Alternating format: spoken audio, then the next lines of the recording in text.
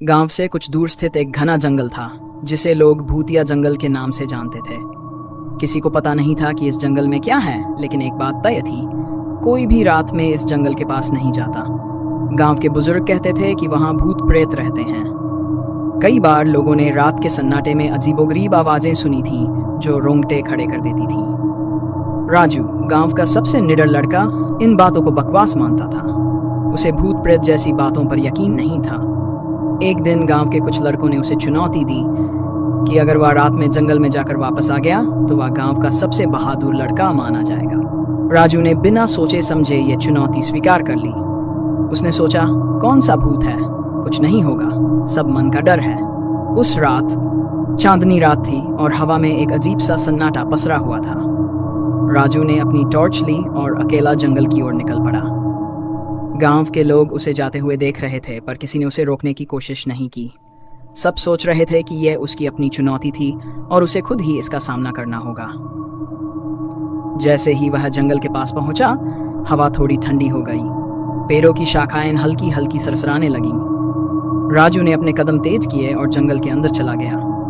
उसे कोई डर नहीं था, पर अंदर घुसते ही अजीब सा महसूस हुआ, जैसे किसी ने उसके आसपास निगाहें जमा रखी हों। वह अपनी टॉर्च की रोशनी चारों ओर घुमा रहा था, पर उसे कुछ भी असामान्य नहीं दिखा। करीब आधे घंटे बाद राजू ने महसूस किया कि वह कुछ सुन रहा है। पहले तो उसे लगा कि ये शायद हवा की आवाज है, लेकिन जब उसने ध्यान से सुना तो यह किसी के चलने की आवाज थी। उसके कदम धीरे धीरे रुक गए। उसने अपने चारों ओर देखा, लेकिन उसे कोई नहीं दिखा। उसने सोचा कि शायद यह उसका भ्रम है और वह फिर से चलने लगा।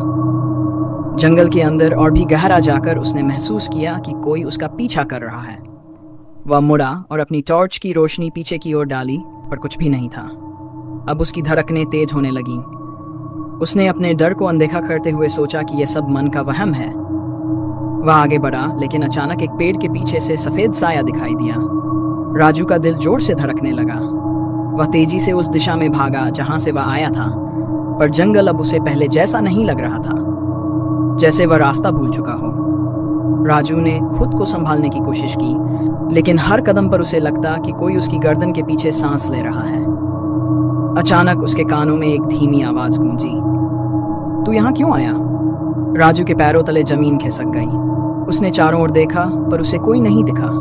उसकी टॉर्च की बैटरी भी धीमी होने लगी थी। उसने तेजी से दौड़ना शुरू किया, पर कुछ ही दूर जाने के बाद वह ठोकर खाकर गिर पड़ा। उसकी टॉर्च हाथ से छूट गई और अंधकार ने उसे घेर लिया। अब उसे सिर्फ अपने ही दिल की धड़कन सुनाई दे रही थी। अचानक उसकी आंखों के सामने वही सफेद साया फिर से आ गया। इस बार वह उसके सामने खड़ा था। वह इंसान की तरह लग रहा था, पर उसका चेहरा साफ नहीं दिख रहा था। राजू को लगा कि वह साया उसे घूर रहा है। उसकी रगों में ठंडक दौड़ गई। वह हिल भी नहीं पा रहा था। तभी साये ने हाथ बढ़ाया और राजू की ओर इशारा किया, यहाँ से भाग, नहीं तो तुझे छोड़ेंगे नहीं, साये ने धीमी और गूंजती हुई आवाज में कहा। राजू ने अपनी पूरी ताकत लगाकर उठने की कोशिश की, पर उसकी टांगें जैसे जाम हो चुकी थी। साये ने फिर कहा, तूने हमारी नींद में खलल डाला है, अब तू नहीं बचेगा। राजू का दम घुटने लगा। उसे लगने लगा कि अब वह नहीं बचेगा। तभी उसे अपनी टॉर्च दिखाई दी, जो कुछ दूरी पर गिरी थी। उसने पूरी ताकत लगाई और टॉर्च की ओर रेंगने लगा। जैसे ही उसने टॉर्च उठाई और रोशनी की, वह साया गायब हो गया। राजू ने बिना पीछे देखे जंगल से बाहर भागने की कोशिश की। वह गिरता पड़ता रास्ता ढूंढने लगा। उसकी सांसें थम रही थीं, पर वह रुका नहीं। आखिरकार उसे जंगल का किनारा दिखाई दिया। उसने गांव की दिशा में दौड़ लगाई और जैसे तैसे वहां पहुंचा। गांव में घुसते ही वह सीधे अपने घर पहुंचा और दरवाजा जोर से बंद कर लिया।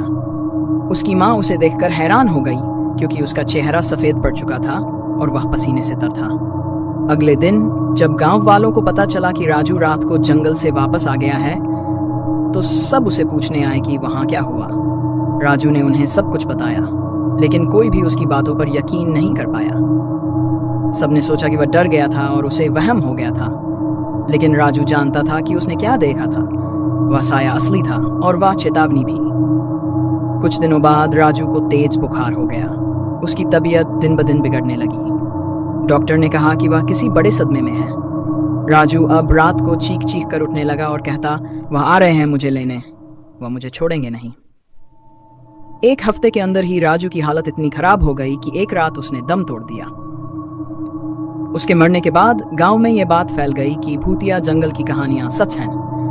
जिसने भी वहां जाने की कोशिश की वह बच नहीं पाया। आज भी राजू के घर के पास लोग रात को अजीबोगरीब आवाजें सुनते हैं। कहते हैं वह साया अब भी उस जंगल में भटक रहा है और जो भी उसकी शांति भंग करेगा उसे उसकी सजा मिलेगी।